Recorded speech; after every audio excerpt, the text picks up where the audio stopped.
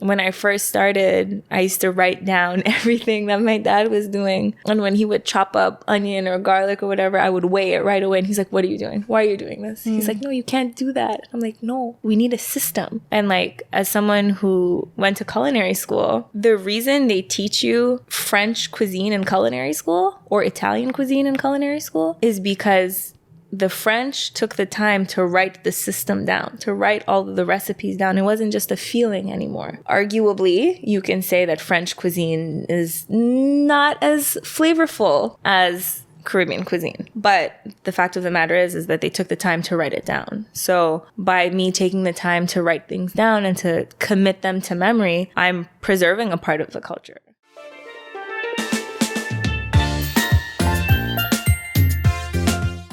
Welcome back to another episode of In We Blood, the podcast that's dedicating to help reignite an appreciation for Caribbean culture and traditions.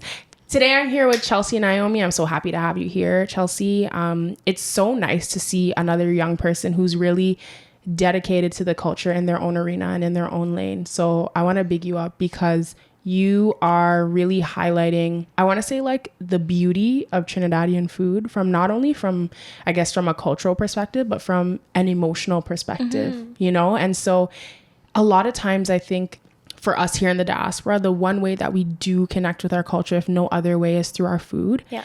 And so it's just so nice to see like a peer, you know, not somebody that's so much older, but just like a peer that's in that industry and sharing the culture and the beauty of it through our food. So can you tell me a little bit about how Sunday Lunch started and why you started it? Sunday Lunch, the name itself comes from the meaning behind Sunday Lunch for everyone in the Caribbean. It's that one meal that everyone comes together for on Sunday.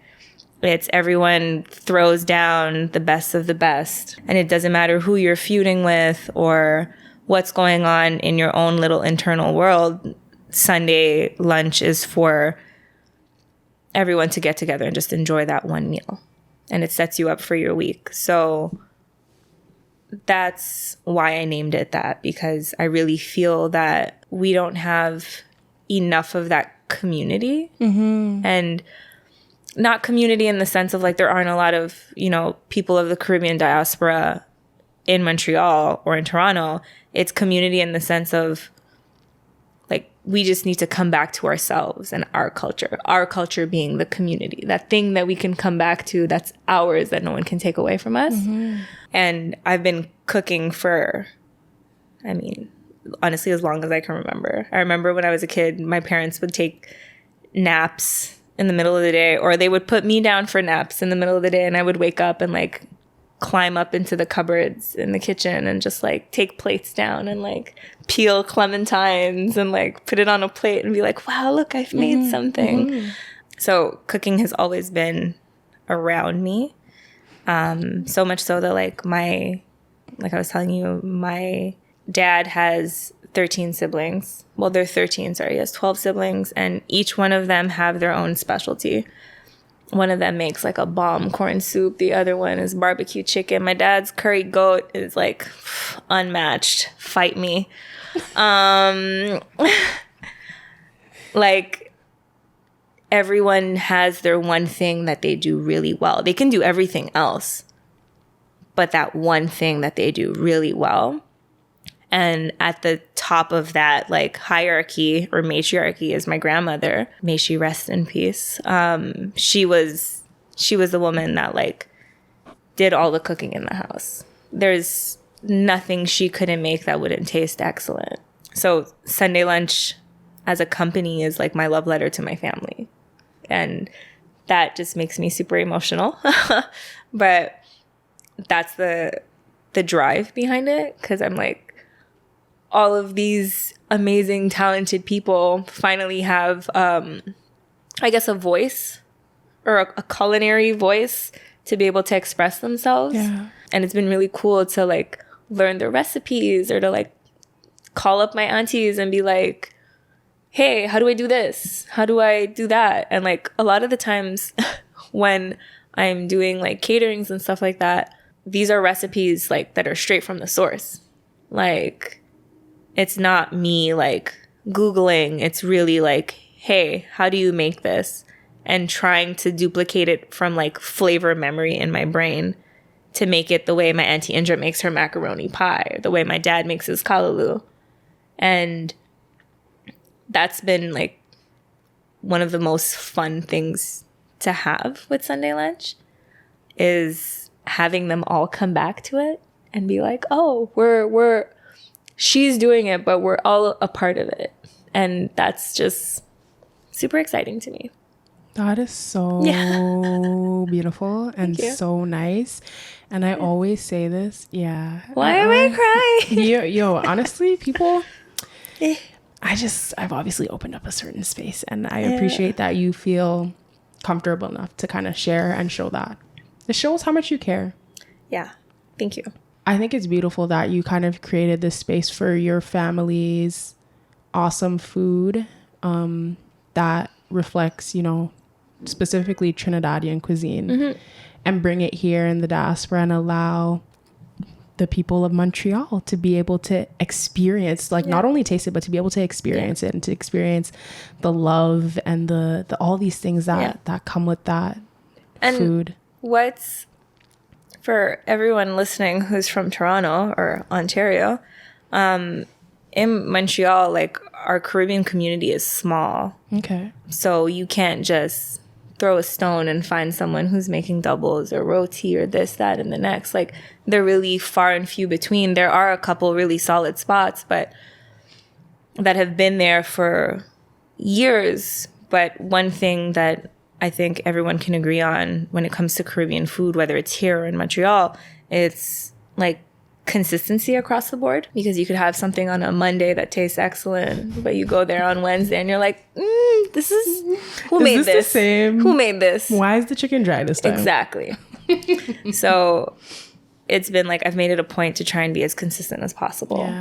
Yeah. Because a lot of the recipes are from your mind. So when I first started, I used to write down everything that my dad was doing.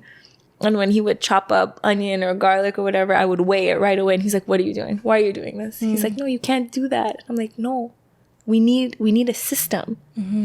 And like, as someone who went to culinary school, the reason they teach you French cuisine in culinary school or Italian cuisine in culinary school is because the French took the time to write the system down, to write all of the recipes down. It wasn't just a feeling anymore. Arguably, you can say that French cuisine is not as flavorful as Caribbean cuisine.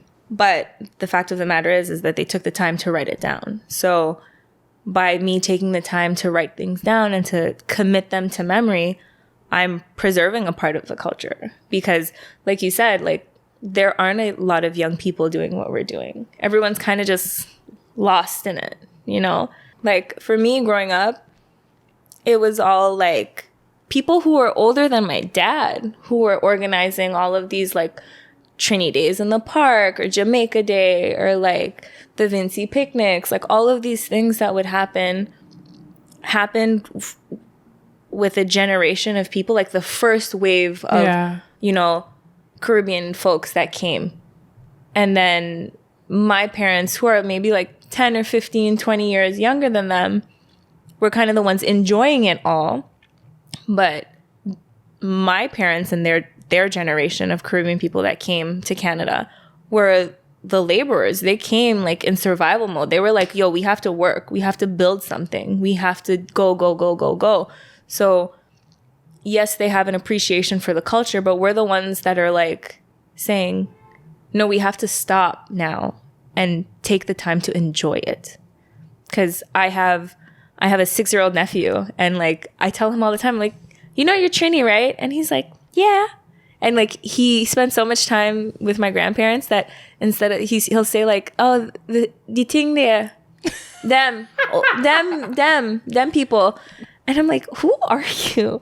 But that's one way of preserving the culture, right? The same way you talk about like Creole and stuff like that, like our dialect, our patois, all of those things that we have, not just as Trinis, but as people of the Caribbean, that's so important. And flavor is, I think, like you said, the most important thing. People gather around food all the time.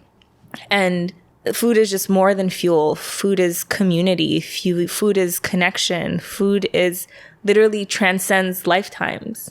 Like, I'm literally cooking things that my grandmother showed my aunts and uncles and dad how to cook.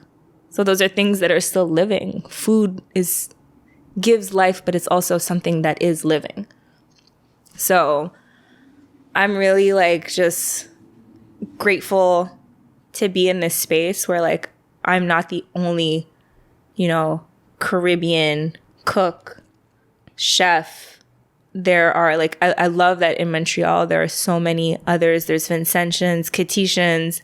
And like, what's amazing is that we've created this space where we can throw down in any other cuisine because we're working in restaurants that aren't Caribbean, but we're learning their methods. We're learning their tricks. We're understanding.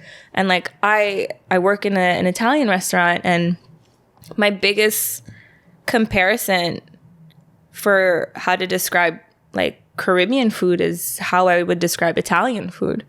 So Italian food is very regional, right? Everywhere in Italy you go and there's a pasta, there's a sauce, and there's a protein. Okay. But it's different wherever, like it's just slightly nuanced from the north to the south. It's heavier in the north because it's colder, and it's lighter in the south, and there's more seafood in it because it's warmer and they're closer to the sea. In the Caribbean, it's the same thing. Yeah. Everyone has a version of rice and peas and chicken. Everyone curries differently. Everyone stews differently because the accessibility to whatever spices are different wherever you are.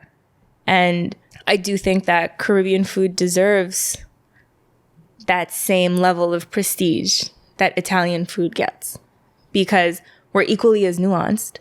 And I don't know if you know, the history of Italy is it wasn't just always one country. It was various regions that came together and made Italy. Okay. So it's the same with the Caribbean. Every country is its own thing, its own pocket. And now we come together to say, this is our food. This is who we are. Not all Caribbean food is Jamaican. And in Montreal, Haitian. There's, again, Trini, Vincentian, Catetians. There's everything you can think of. And one of the things that you were saying is that people were encouraging you to do Caribbean food and not just Trini food. Yeah. But what would you say back to those people? So many bad words. No, what I would say is that you can't be everything to everybody. Like, my expertise, where I specialize is Trinidadian food, because that's what I know. It's not to say that I can't go to Jamaica and learn how to make oxtail the way the best oxtail person who makes oxtail does in Jamaica. Oxtail person who makes oxtail. But it's to just shine a light on Trinidadian food. Yeah. Specifically, because again, like I was saying, there's nuance. It is different. The Trini food in she blood. This podcast is brought to you by Inui Blood, hosted by Kiana. Yeah, but like the Trini food is what you know, right? Yeah. And I respect that. And it's what I'm most proud of. Yeah. Like, you wouldn't ask someone who's Trinidadian to go cook Japanese food. It's not what comes natural to them. It might still be, damn it, it's still gonna be good because Trinis could cook, but it'll be different. And if I'm trying to offer someone, if my offering to you is authentic as it can be, because my authentic and someone else's authentic is going to be different. But if I can offer you a sliver of what Trinidad is to me, then you get the message. Trinis can actually cook though. Like, it's kind of like, I specifically remember going to my mom's friend's house when we were younger, and anytime they would have like their family get-togethers or whatever, I would be so excited because I'm like, oh, we're going by Auntie Riri and her mom could cook and her dad could cook. Yeah. Just getting pre-excited because I know the food's going to be proper. Like, the spread on the table is going to be proper. Yeah. I was speaking with Chef Karima And she was talking about the Sunday dinner, like the proverbial Sunday dinner in Trinidad. And she was like, the stew chicken, macaroni pie, callaloo. Yeah. But then she started talking about like a big spread. She was like, if you're doing the full thing, she's like, no, what'd she say? Like roast beef. She was saying all these different kinds of things. Yeah. I was like, that sounds proper. Yeah. Yeah. Because you go all out. Like when I was a kid and we had our Sunday lunches, like we would spend Saturday nights at one of my aunt's house and we would go to church. My dad wouldn't go to church. He'd come on like the big holidays and stuff, but my dad was home making that Sunday lunch. Mm-hmm. And Sunday lunch really is something that you're eating at dinner time, but at like 1 o'clock it's ready. Mm-hmm. And you're kind of just like enjoying the smells and like the time that you're spending together. And like it is one of those things where it's like everyone goes all out. Like we would have some Sunday lunches where like we would make roti, but like dal puri roti, when my aunt would grind the dal herself. Like she had the grind and we would attach it to like a really heavy table and then like someone would just grind the dal and then season it and then you'd fill, and it was like a whole production line. But it was amazing. And like I don't want to lose that. I want to preserve that as much as possible. Yeah, that's so beautiful because like you were saying, food is more than just the food. It's like that community time, that family time. And it's so nice because it's like you have all of these beautiful memories of your family just surrounding food. And I think a lot of times we don't think about the way that we come together around food is like such a beautiful communal, like even with my family, when we have things, it's like, okay, well, we're doing Christmas, so who's making the macaroni pie, who's doing this, who's doing that, who's doing that. I'm always baked and selfish. Yeah, nice and easy. I'm always gonna be on that, you know. I feel like, and it's so interesting how our food keeps us connected to our culture. And like you're saying, like some of these recipes, it's like generations. Like I remember when I learned how to make bakes properly, I was like, bro, I felt like I finally made it. Yeah. Like I felt like I was like, oh my gosh, like it has the pocket, like the dough inside is finally cooked. Like nobody can't talk to me anymore, right? My grandmother, so real. My grandmother's sister is the one who taught me how to make it, and I will like forever cherish that recipe. I even like shared that recipe on my Instagram story. I sent it to my cousin. Like my cousin will always ask. She's always asking me for that effing bakes recipe. I'm like, guy, how much times did I send this to you already? Yeah. Like, anyways. When I was able to make those bakes, and I've been thinking about making bakes again lately, but it's like there's certain things that just taste and feel like home. Mm-hmm. Yeah. And I think a lot of times it's like when you learn how to make those traditional dishes, whether or not it's something big or small, sometimes it could be learning how to make cocoa tea the right way. And you drink that and you're just like, wow. Yeah. I feel so good right now. Exactly. Like feeling it. Yeah. It's like, I don't know if it's like some kind of DNA reconnection because like your ancestors were eating and drinking these things, and it doesn't have to be far back ancestors. No. But yeah, I think if we start to kind of think about food more deeply in terms of kind of what you're saying about community, and I like even the fact that you said Sunday lunch is a love letter to your family. That's, first of all, that's just incredible. But like thinking about food on kind of a deeper level and what we need to do to preserve, systematize. Because I'm always talking about like sometimes people don't write down their recipes, don't share their recipes, and their recipes just die with them. Exactly. And that's the saddest thing ever. Yeah. So it's just kind of like figuring out, okay, what do we need to do? Like the fact that I got to learn how to make bakes and I was like, and sharing it with everyone, that makes me feel so good. And it's just bakes. Exactly. So yeah, I'm excited. I don't know. I'm just excited for everybody to kind of just like come back to the culture. And it's also like coming back to the culture also means like coming back to the source. So from the food perspective, it's where's your food coming from? Like the quality of your food. Are you using preservatives? So like one thing with the catering company is I don't use any preservatives, and like I try to source as locally as possible. Like I have farmers that raise cattle and chicken that they're strict with it, you know. It's an organic certification in Canada is really hard to get, but they pretty much no antibiotics, no hormones.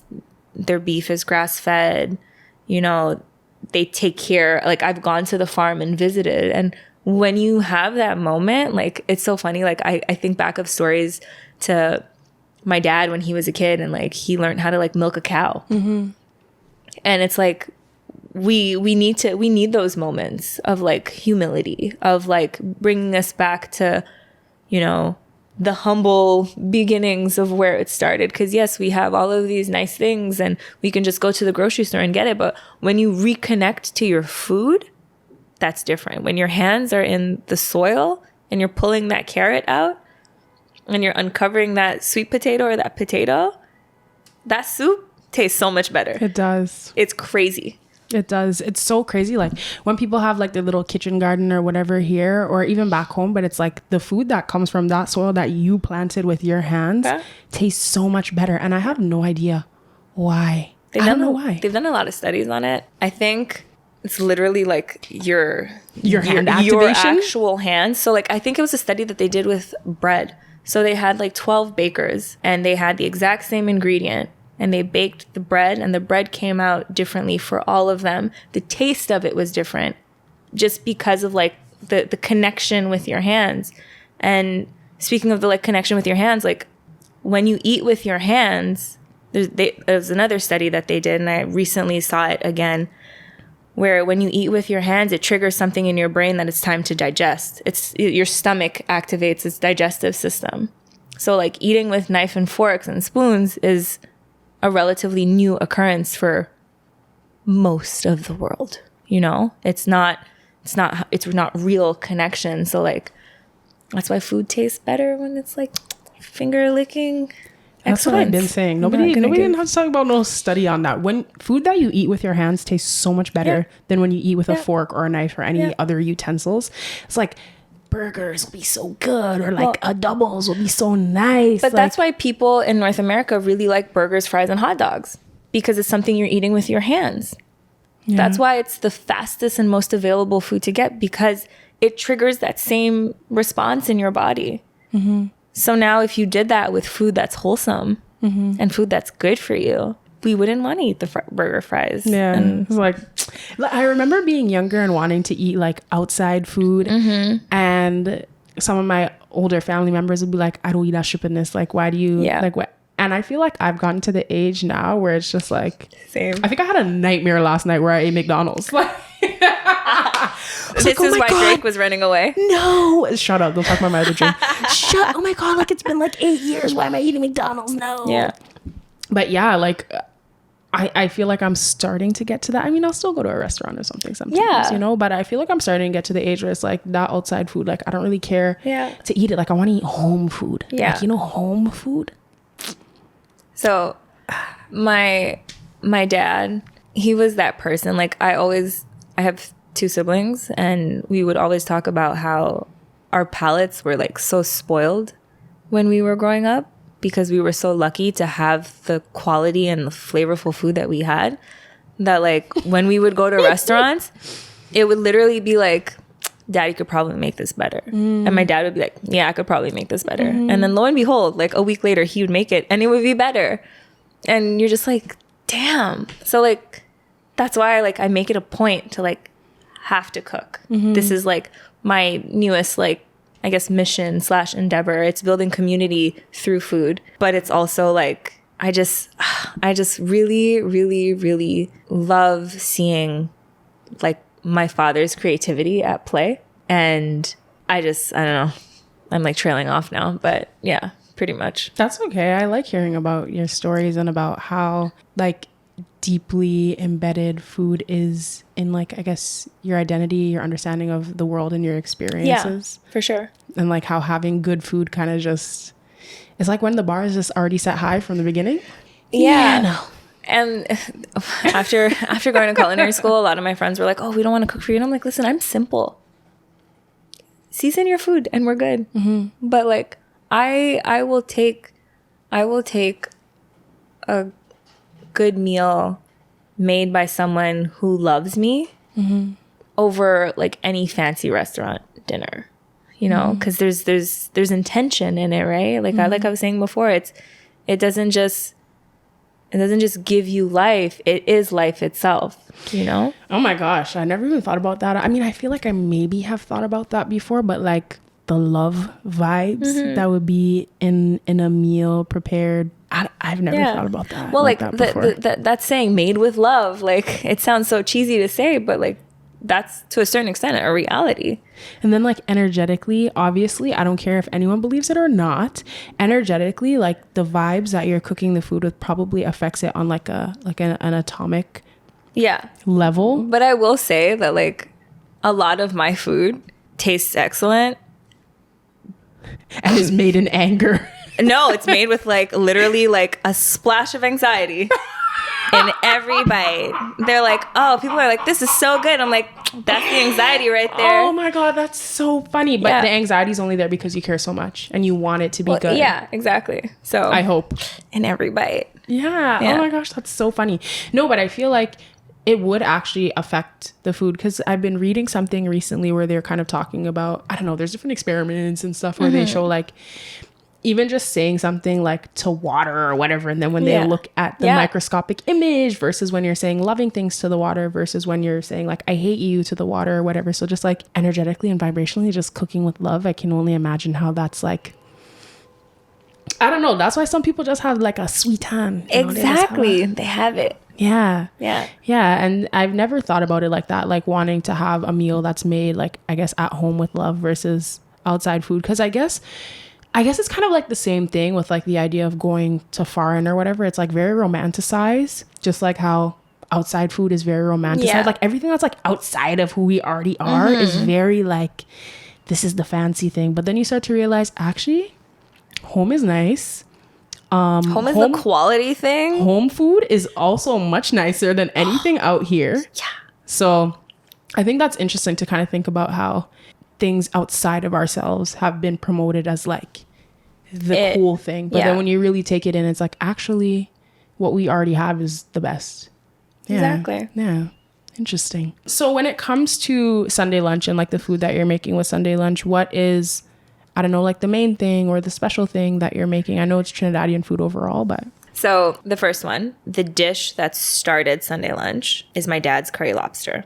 Oh, wow. Yeah. It's the best thing. Like if there was one meal I would eat before I died, it would be that. Okay. Hands down. I'll die on that hill. It's so interesting. Sorry, side note. When I was speaking to Chef Karima, she also mentioned like the last meal that she wants to eat. So I think it's so interesting like how chefs or people who cook think about like, before I go, make sure I get to eat this. That's so interesting. That's how I think of it when I feed people. I'm like, if this was your last meal, I want it to be worthwhile. So like, this is why I don't eat all of this garbage fast food or, you know, sometimes the mood strikes. You can see that in her skin. I mean, come on. The glow. Wait until I come back from Trinidad. You'll see.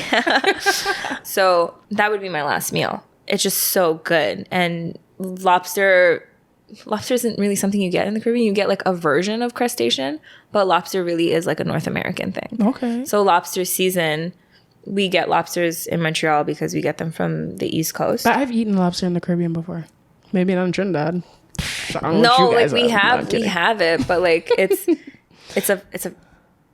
like they need a specific kind of water. Like it has to be colder, if I'm not mistaken. But anyways, there's lobster in the Caribbean. People eat lobster all the time. Yeah, but it's a different kind. It's not the lobster that you see here. Oh, okay. I don't think so. Anyways, I mean, hey, correct me if I'm wrong. No. It's probably not the same. I'm willing to be wrong always. Me too. But it's probably not the same lobster. Yeah, but anyways, so the season for lobster is very short. Okay. It's like May into early June. Oh, wow. And obviously my family's only buying lobster if it's on sale. As they should. You know? We work hard, but not to waste money on lobster that can go on sale, you know, like during the season. Yeah. And that's why like tangent, seasonality is important. Okay. Buying things within season and like using the food that you have during the season that is most available. One, because it tastes better, but two, it's most cost effective because it's mindful of like the environment. It's not being shipped from all over and this, that, and the next. It's still relatively in your vicinity. That's why like, man, when you go home and you eat a mango, that mango is never gonna taste no other mango's ever going to taste as good as that one. It's so true. Like, I'm like salivating just thinking about it, you know? It's so, I just bought 2 mangoes the other day and I just know it's not going to be the same. I'm still going to enjoy it. Yeah, but it's not going to be like, you know, the humidity, the video of Rihanna eating a mango and just like dipping it in the salt water and just going. I haven't seen that. That sounds... What? Wait, people open up the mango and dip it in salt water? Yes, you've never seen this. It's like it's a video or like I don't a picture. care about what she was doing. That sounds delicious. Yes. Like the mango skin is open. Yeah. And you're putting the mango in the sea. Yeah. That sounds so good. Anyways. Yeah. That sounds so good. So to come back to the curry lobster seasonality.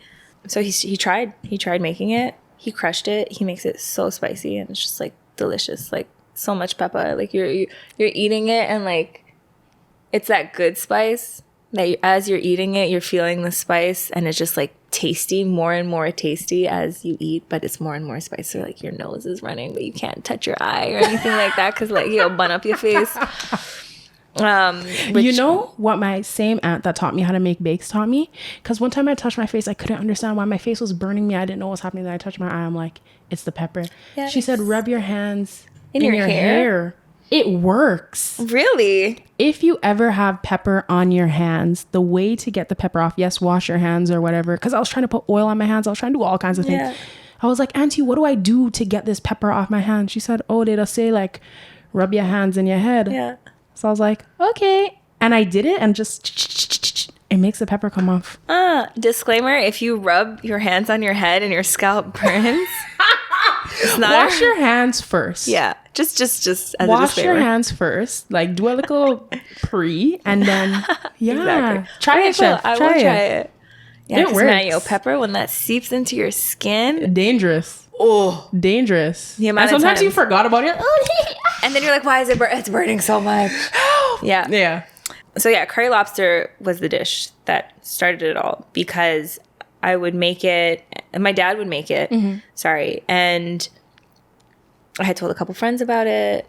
Some friends had come over. They tried it. They're like, whoa. Like so much so. One of my friends loved it so much that her like push present from our family. That's so funny. Was curry lobster. That's so like so nice. She was the day she went home, my dad made her curry lobster. That's actually incredibly kind. Yeah. Like she's like family. Yeah, that's so kind because honestly, postpartum, like you need help. And I can only imagine how satisfying that must have been to eat. Yeah. So we have curry lobster and then what are your other? So curry lobster started it. Okay, curry lobster started it. When I started Sunday lunch, I started it in like May of 2020. Mm-hmm. 2021 maybe. Okay. It's 3 years old, yeah. May of 2021 is when I started Sunday lunch. And the first thing I started with was I launched a curry lobster menu. Okay. I was doing like ready to eat so people could pre-order because I was like, I don't know if people are going to want to buy this. So like, you know, I put a menu out and like literally within like an hour, I had put out like, I think 20 portions, all of them sold. Oh, wow. And I was like, wait, what? You guys actually want to eat my food? Yeah. So I learned how to make the curry lobster with my dad. And that's when I started writing down all of it. He's like, you're ridiculous. Mm-hmm. It's feeling. And I'm like, no, it's science. Mm-hmm. And then so many people had reached out and they're like, yo, we want to try this. Because the 20 people that ordered were like, you know, close friends-ish, you know, people that knew my dad's cooking and had it in the past. Not necessarily curry lobster, but had my dad's cooking. And then they were like, we need to order it. And then they started seeing it on social media. And then it kind of started to grow from there where like, I think 6 weeks later, I had launched another curry lobster menu, but it was like, I think it was like 50 portions this time. And again, within like a few hours, it just got snapped up like that. And I was like, whoa, am I onto something right now? I'm going to try 1,000 portions. No, you know? And then like, tangent, you can cut this if you want, but having to process all of those lobsters, ooh, that was a reckoning for me. Never mind on the curry lobster, guys. That was like I called my dad like on the verge of tears. Mm-hmm. Like, I don't know if I can do this. Like, I need you to come over and like do what you have to do to these lobsters because I'm struggling right now. Mm-hmm. Now I'm better. But again, that comes with the appreciation for the food. Like every time I make curry lobster now, I'm like, thank you so much for allowing us to nourish ourselves from this meal. Like there has to be deep gratitude in your food. That's why source is important. So that started it, and then it just started to build momentum, and then I started developing like other menus, and I was like a little too audacious because I was like, every 2 weeks it's a new menu, and I was just like full-time culinary student. I was still working at my job. I was taking on all of this stuff. And then now I will say that curry lobster is like the pillar, but what I do most is doubles. And saying that to this audience is very scary. Why? Doubles are like that thing. They're either really good or they're just okay. And learning to make doubles from scratch, has been a challenge. And it's excellent. It's just like, it's that one thing that's just so accessible to everybody. Like, the only person that can't eat doubles is someone who's celiac. But like, other than that, you can have the chana with all the other stuff and it'll still be really good. But I've become like the local doubles lady, and it's so funny. And I'm like, oh man, I really am an auntie, especially with this short haircut. I'm like, yes, rich auntie vibes. Let's go. That's so nice. That's so cool. Where can people find you and like find Sunday Lunch if they want to, I don't know, maybe they're in Montreal? You can find us on Instagram, sundaylunch.ca, which is also the website. Updates are pending. Yeah, that's where we do most of our announcements as of right now. We work on like a pop-up basis. So in the last year, what I've been doing is a lot of like private caterings, you know, things, contracts with like companies and stuff.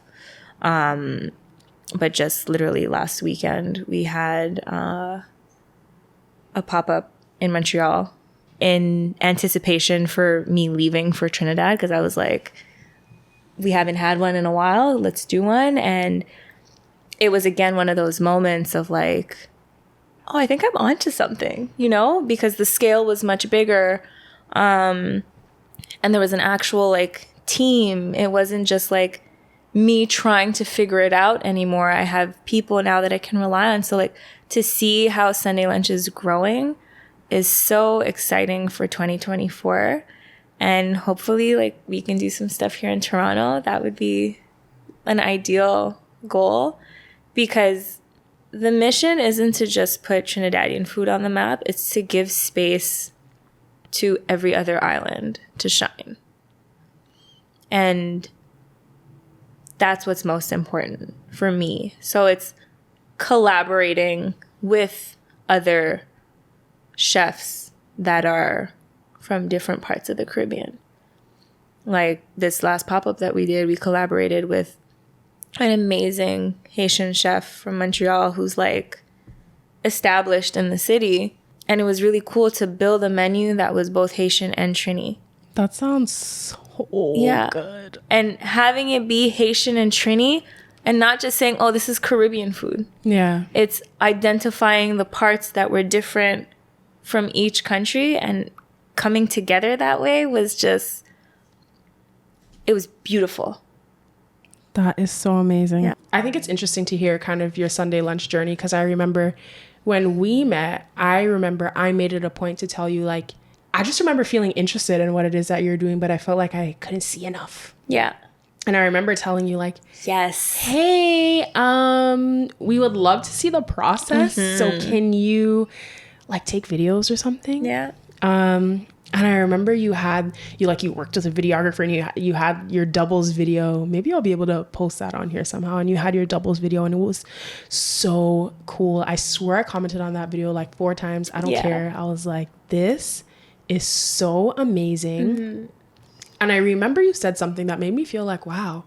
And you're like, I think you said something like, thank you, Kiana, for like telling me to, or suggesting to me to share more of that process. It's like you unlocked something in me that I didn't know needed to be. So like, tell me kind of about going from not really recording your process and sharing it to starting to record some of it, and how that felt? It was really hard. It was a hard transition because like my background, like social media in general, is not something I'm good at, you know? Like I don't have a natural knack for it. I'm the person that's going to take like 1 million photos and then post them like a year later. That's just how. You're overthinking it. Absolutely. Yeah. So in the spirit of what you were saying, I was like, okay, let's not overthink it as much. So one of my friends, he started like a visuals company, incredible. And he was like, let's film you making doubles, because he's also Trini. So he's like, yeah, let's do it. So we did it, and it was a process. That specific kind of video was like, you know, he like edited it and cut it and added music to it. It was a music video. Yeah, it was crazy. What doubles this has is a not music? What happened when I was, how did this come? Yeah. It was like, okay, just sprinkle it like this. But anyways, all that to say, I'm definitely more intentional about recording and sharing content because it adds to the authenticity of it. It's really not, it stops being about me then. Yeah. That's the big thing. Yeah. Because it's not about me. It's about Sunday lunch. And it's about, you know, giving people access to, like you said, the process. And the process is what makes people understand how important the food is and how much labor goes into it and how much like love goes into it and a splash of anxiety. Yeah. But that's something that I'm like actively trying to get better at doing.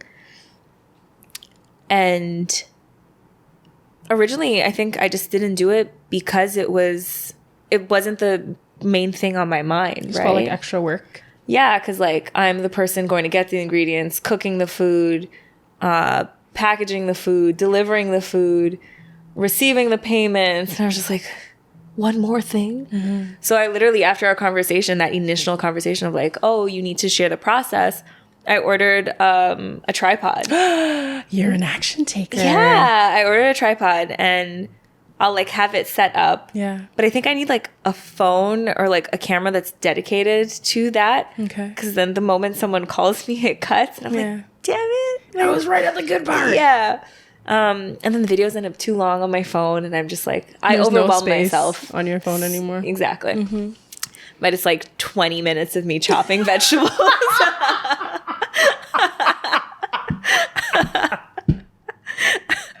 So true. That's really funny. Oh my gosh. I'm just really excited to see how Sunday Lunch continues to grow. I think it's very beautiful how you say that, like, it's like every time you get to a new chapter or a new step in your business and in this thing that you're doing to serve the community, it's like you keep feeling like, I think I'm onto something. Yeah. Yes, absolutely. And I'm excited to see like where you're able to take it and how many times you're like, wait a minute, it's still working. Yeah. Yeah. When I come back from Trinidad, there'll probably be more of those moments. I hope so. Yeah. Yeah. Well, Updates to come. yeah. Thank you so much for taking time to chat with me. Thank you so much for taking time to chat with me. Yeah. Thank you for being here. Thank you for coming all the way from Montreal to be on In We Blood podcast. Yes. I'm I had kidding. to. It was worth the drive. You were come here for other things. I'm just coming with a fake show off. Listen, you're saying like I'm coming here for other things. What other things I'm going? I'm going Trinidad. Spice Mass. Oh yeah. Spice Mass. Once those flights get figured out. I think they're figured out. No, the flights are back. Yeah. Yeah. So I'm excited. I'm flying direct to Grenada. I'm trying to go for Spice Mass 2024. Let's go. Let's see. And 2025. Yeah. Please God. So yeah, I'm excited. I just feel excited right now about life and just things. And I think the most exciting thing is not only what I'm doing, but the people that I get to meet along the journey. And I'm sure you can attest to this, that like when you started Sunday lunch, you were probably scared. And then it's just like these people just come into your life as like angel helpers to help you through the process. And it's almost like it's God being like, don't worry, like it's okay. Like it's going to be okay. Like just keep going, you know? 1,000%. So, like you're definitely one of those people like that. And I feel the same way about you. So, and I just say that to say to anybody, I'm always really trying to like, I think I have it in the back of my mind that like I have a desire to, I want to inspire and encourage people into like action, like heart action, like whatever it is, the thing that keeps poking in your mind. I like that. Like, I feel like that's God's way of speaking to you. Like, hey, like do this thing and know that it's going to be scary, but you're going to have this experience too, where it's like, these angel helper people will just come into your life and help you in that process. Like the fact that I even get to be here recording is like in my grandfather's house. He was like, yeah, like you can do your podcast at my house. And it's just like that. All these different elements, you know what I mean? And shouts to you, Grandpa. Yeah. And I just want to encourage everybody and anybody to just take the first step and just see what happens. Yeah. And then take a next step and see what happens. You might be like Chelsea, where you're like, wait a minute, it's working. Yeah. I think I'm onto something. And then even when you have those moments where you're like, oh, this is not it. It's just a moment of reevaluation. And redirection. Yeah. And that's okay. Yeah. Yeah. So thank you so much for being here. This has been so much fun. And have fun in Trinidad. Thank you.